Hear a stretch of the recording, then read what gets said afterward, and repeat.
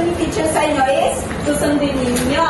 Next, we have the respect your classmates. So, i-respect ninyo yung mga classmates ninyo para i-respect nila kayo. So, bago tayo mag-start sa ating lesson, mayroong hawak si teacher na papel. So, sa palagay ninyo, ano ang pwede natin gawin sa papel na ito? Drawing. Drawing. Ano pa? Ano pa pwede natin gawin sa papel? Design. Ano pa? Ayun, very good. So, pakawa ng airplane. So, ngayon, mayroong nakadrawing dito sa papel. Anong nakadrawing dito? Bag or square. So, ngayon, pupuntingin ito ni teacher.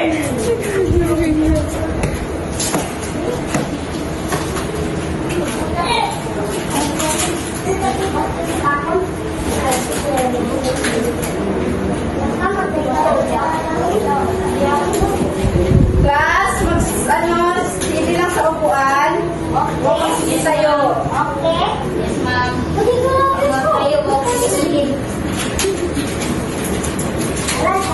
Okay, so ano ito ulit?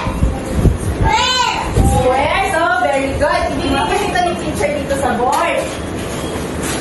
Next, sino ang willing mag-gupit na ito?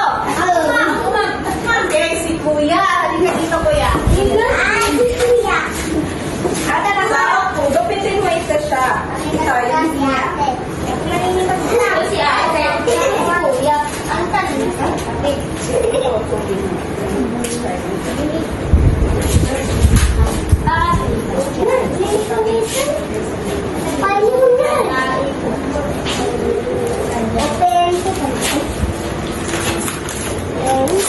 Pwede lang, upo lang kayo. Sorry po, ma'am. Ikaw, hinigot.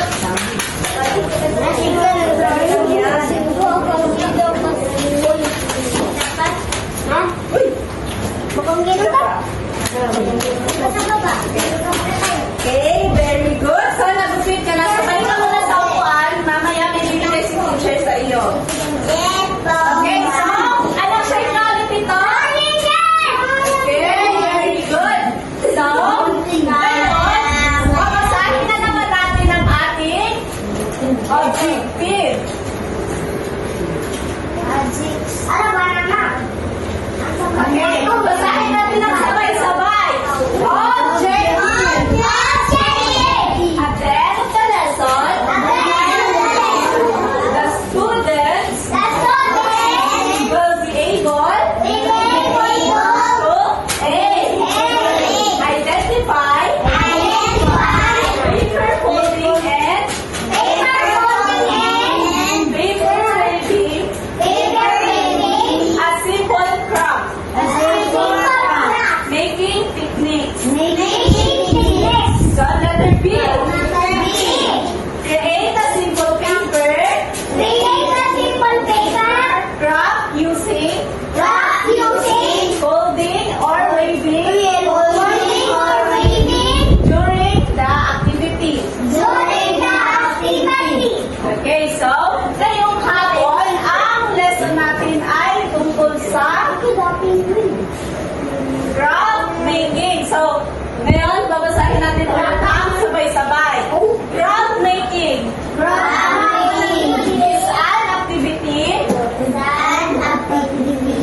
where objects are created using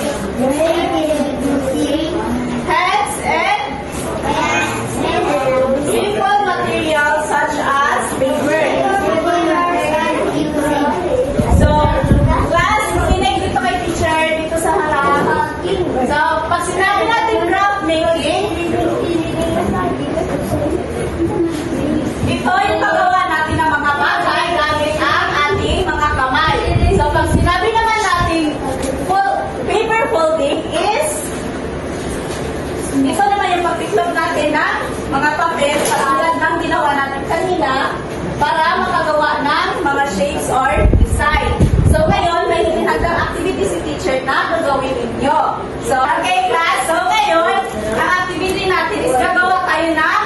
paper, butterfly. So, ibibigay ni teacher dito na sa inyo.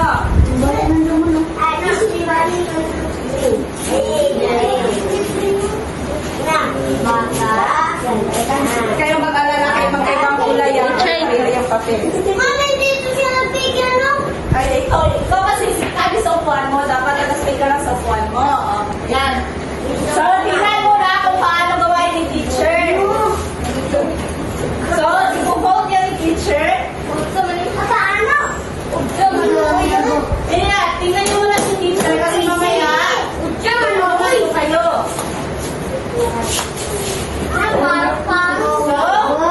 Ipo-vote natin. At ipo-vote natin siya ng ganyan. So, nakagawa tayo ng ano ito? Butterfly. Butterfly. So, very good. So, ngayon, kayo na naman ang gagawa. At tutulungan kayo nila. So, yan siya. Ikaw mag, i-fold mo siya ng pag-ganyan, o. I-ganyan mo. Yan. Tapos, yan. Ayusin mo. Tapos, ganyan mo siya. I-fold mo yan siya ng pag-ganyan, o. Okay. Ganyan. Tapos, kabila na naman.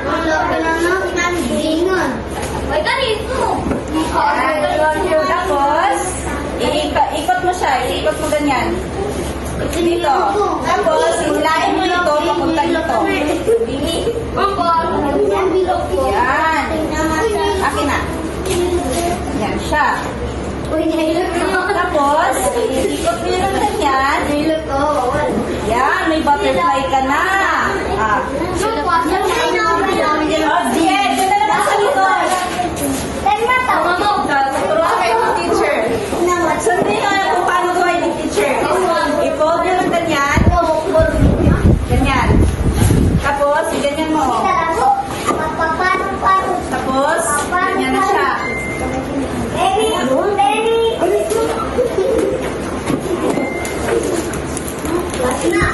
Yan. Okay. Tapos, ito pa.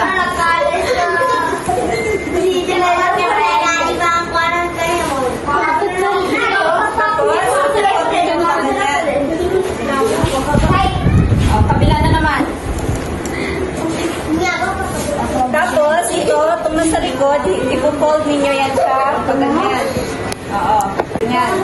Ito. Hilahin mo yan siya, paikot ganyan. Okay, ikaw daw. Ito. Ganyan pa ganyan. Ay, tayo.